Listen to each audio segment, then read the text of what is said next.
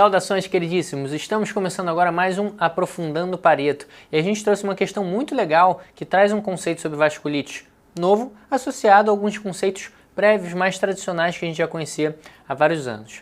Nossa questãozinha é da Universidade Federal do Tocantins de 2021. Vamos dar uma olhadinha. Recentemente, no final do mês de abril, a Sociedade de Pediatria do Reino Unido emitiu um alerta reportando a identificação de uma nova apresentação clínica em crianças e adolescentes, possivelmente associada com a Covid-19.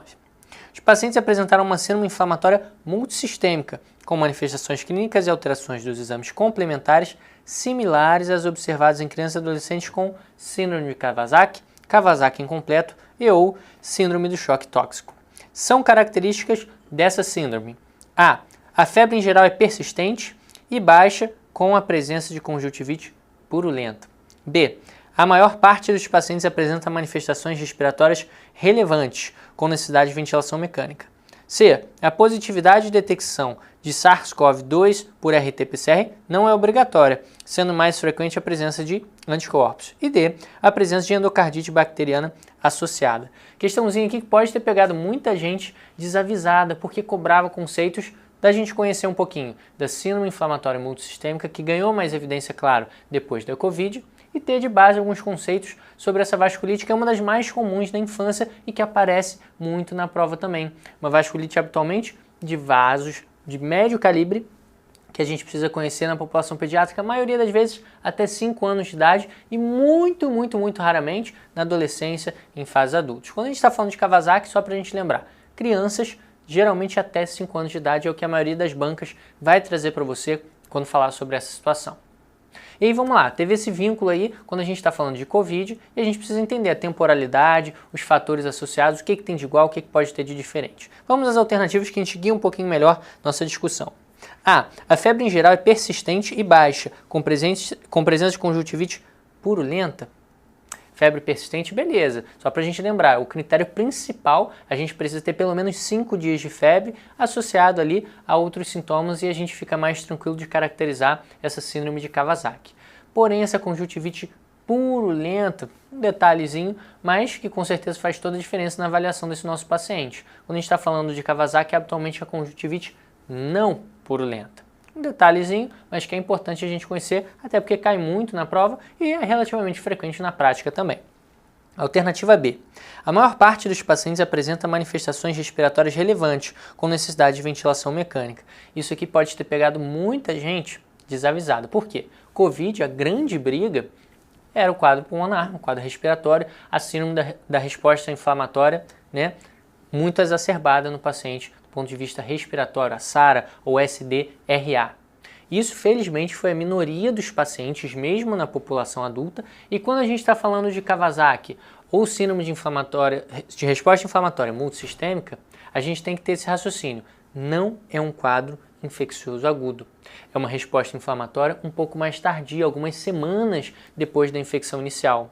E muitas vezes, felizmente, sem gravidade. Quando a gente está falando de Kawasaki, a criancinha tem até lá, pode estar mais inflamada, pode ter febre, erupções cutâneas, lesões de mucosa, pode ter alteração no exame de provas inflamatórias, pode ter trombocitose, mas habitualmente a gente não está falando de um acometimento pulmonar respiratório severo. Esse não é o quadro clássico quando a gente está falando de Kawasaki. E a própria questão já falou para você, essas síndromes são muito semelhantes, são inclusive abordadas da mesma forma.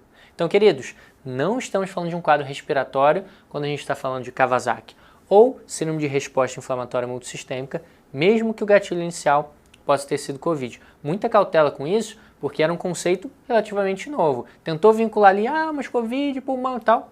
Muita calma nessa hora, isso não está escrito em lugar nenhum. O quadro clínico é uma síndrome de Kawasaki e, habitualmente, pulmão não é a briga principal. Qual o principal acometimento desses pacientes?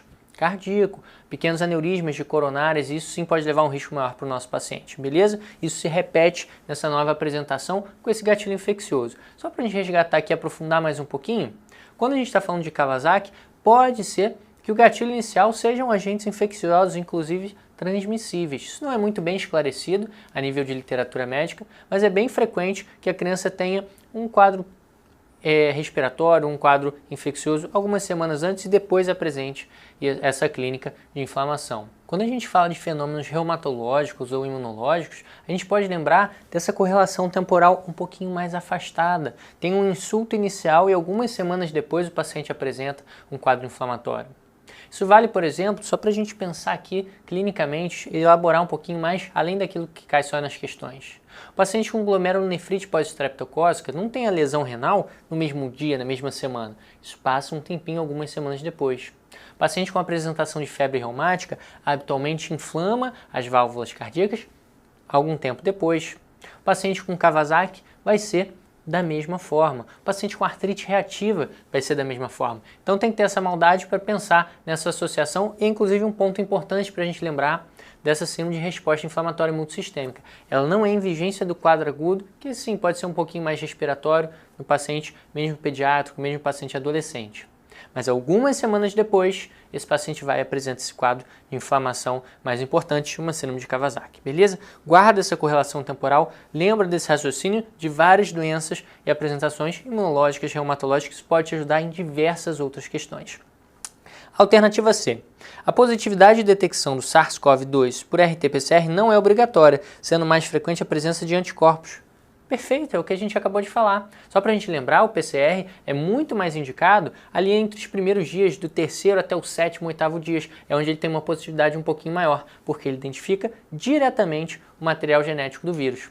Quando a gente está falando de semanas depois, que é o quadro que a gente conversou aqui, o que pode estar presente? Sorologias positivas e não mais o RT-PCR. Perfeito, essa era a resposta que cobrava um conceito relativamente novo. Quem estava ali por dentro de Covid já podia acertar só por aí, mesmo se tivesse esquecido um pouquinho do diagnóstico, da apresentação de Kawasaki. Show? E a alternativa é, por fim, a presença de endocardite bacteriana associada.